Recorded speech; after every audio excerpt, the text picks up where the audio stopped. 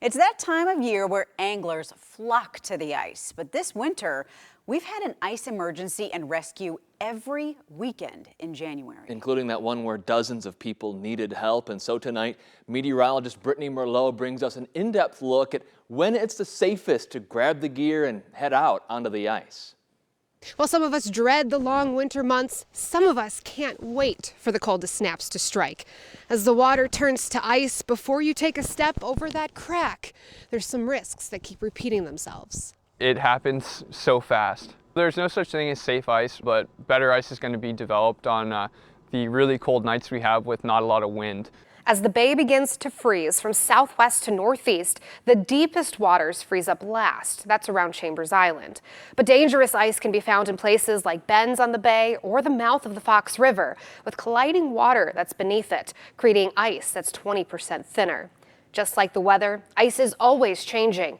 Notice weeks ago, the line of open water and thin ice cutting through to the head of the bay. Have you ever seen like an icebreaker go through and then it breaks up all those chunks and they float up to the middle of the channel and then they freeze like that?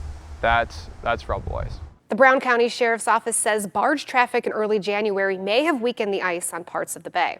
That can be very unstable because it has all the broken pieces and then it freezes in the thin spots in between, so there could only be 1 or 2 inches of ice right there.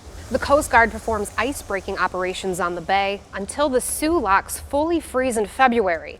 By having this open and weak ice water channel, the ice sheets have room to move around. If your life is riding on just 6 inches of ice out into the open water, panic sets in. There's a few things you could pay attention to first before you head out on the ice. One, if you see ice heaves and shoves, that's an indication of some weak ice. Also, if it's snowing outside, that snow acts as an insulator. It actually keeps the ice warmer and weaker. Not to mention, if you hear that loud crack, you should probably get out of your ice house and investigate what's going on, because chances are you could have broken away from shore. And then you could see that there's open water right here. And if that happens, your ice sheet's likely floating away. And the cause? The wind. It's called wind stress, when gusty winds cause friction and force on the ice, weakening it and pushing it around, leading to life-threatening accidents like the bay has seen throughout January. Especially like with what we call the pressure ridges. So the wind pushes those pressure ridges and it breaks the thinner ice in between and breaks those shelves off. Which was the case for the 27 stranded on a drifting ice trunk when south winds began gusting. So always check your weather forecast. In Door County, I'm meteorologist Brittany Merlot, NBC 26.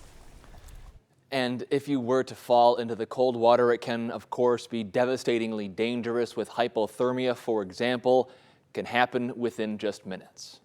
See, no ice is safe ice. It's nice to know the science behind it. Absolutely.